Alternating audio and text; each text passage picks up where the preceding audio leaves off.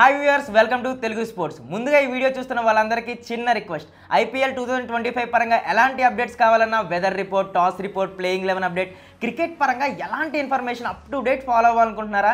అయితే ఈ వీడియో డిస్క్రిప్షన్లో మా Telugu sports Telegram channel link నేను ప్లేస్ చేస్తాను. మీలో ఎవరైనా మా తెలుగు స్పోర్ట్స్ టెలిగ్రామ్ ఛానల్లో జాయిన్ అవ్వని వాళ్ళు ఉంటే వెంటనే వెళ్ళి జాయిన్ అయిపోండి. అన్ని అప్డేట్స్ అందుబాటులో ఉంటాయి మీకు అక్కడ. Chennai Super Kings versus Delhi Capitals. ఒక్క మ్యాచ్ కూడా ఓడిపోయిన టీం ఒకవైపు అయితే, ఒకే ఒక్క మ్యాచ్ గెలిచిన టీం ఒకవైపు.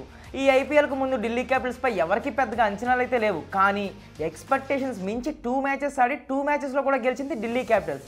మరోవైపు చెన్నై సూపర్ కింగ్స్ చాలా ఎక్స్పెక్టేషన్స్తో వచ్చింది, కానీ ఇప్పుడు టీం పరంగా చూస్తే అస్సలు కన్సిస్టెంట్గా అనిపించట్లేదు.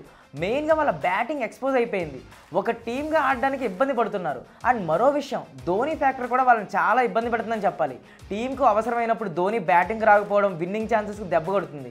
సో ఇప్పటికే మీకు విషయం అర్థమైపోయి ఉంటుంది. Welcome to match number 17. ఈరోజు మన మ్యాచ్ అనాలిసిస్ వచ్చేసి CSK versus DC, Chennai Super Kings and Delhi Capitals మధ్య చెపక్లో మ్యాచ్ జరగబోతుంది. ఇక లేట్ చేయకుండా pitch report, toss factor, head to head record, player analysis ఇవన్నీ ఒక్కసారి అయితే మనం చూసేద్దాం. ముందుగా చెపక్ గ్రౌండ్ సంగతి చూద్దాం. అందరికీ తెలుసు చెపక్ అనేది స్లో పిచ్ అండ్ స్పిన్నర్స్కి ఎక్కువగా ఫేవర్ చేస్తుందని. ఇప్పటి వరకు ఈ గ్రౌండ్లో 87 మ్యాచెస్ జరిగాయి. ఈ 87 మ్యాచెస్లో ఫస్ట్ బ్యాటింగ్ చేసిన టీం 50 మ్యాచెస్ విన్ అయితే, అలాగే సెకండ్ బ్యాటింగ్ చేసిన టీం 37 టైమ్స్ విన్ అయింది. సో ఇక్కడ మనకి ఒక విషయం అయితే క్లియర్, సిఎస్కేలో చేజింగ్ డిఫికల్ట్, పిచ్ ఇంకా స్లోగా అవుతుంది. చెపక్లో జరిగిన లాస్ట్ మ్యాచ్లో కూడా మనం ఇది అబ్జర్వ్ చేయొచ్చు. సిఎస్కే టార్గెట్ని చేస్ చేయలేక ఫెయిల్ అయింది.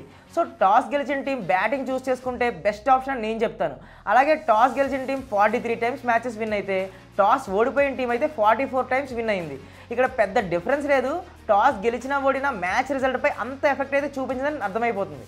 అలాగే ఈ గ్రౌండ్లో హైయెస్ట్ స్కోర్ వచ్చేసి చెన్నై సూపర్ కింగ్స్ చేసింది 246 ఫర్ 5, అండ్ లోయెస్ట్ స్కోర్ చేసింది ఆర్సీబీ 70 రన్స్ కొట్టింది.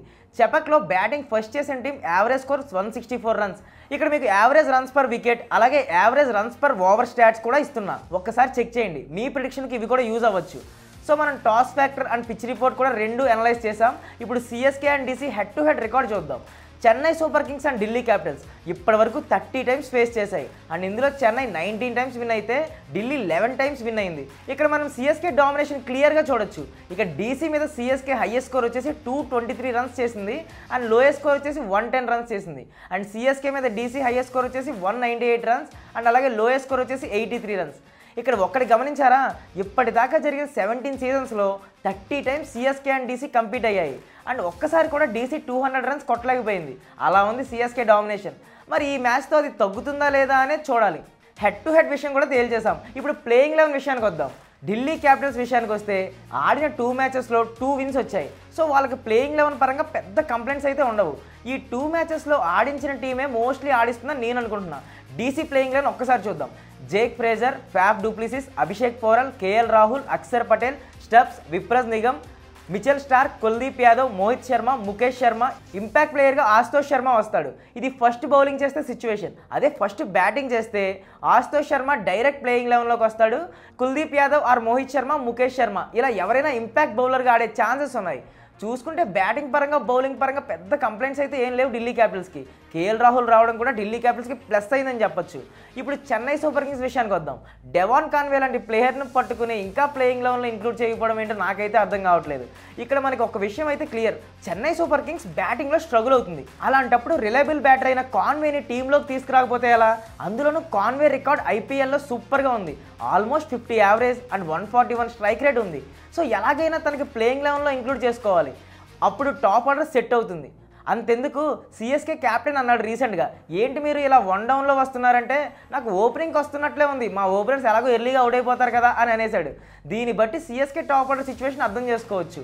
నేనైతే కాన్వే టీంలో ఉంటే ప్లేయింగ్ 11 ఎలా ఉంటుందో అనేది చెప్తాను. Top order Rachin Ravindra, Devon Conway and Ruturaj Gaikwad. ఇది బెస్ట్ పాసిబుల్ అనిపిస్తుంది నాకు. ఇంకా ప్లేయింగ్ 11 చూద్దాం.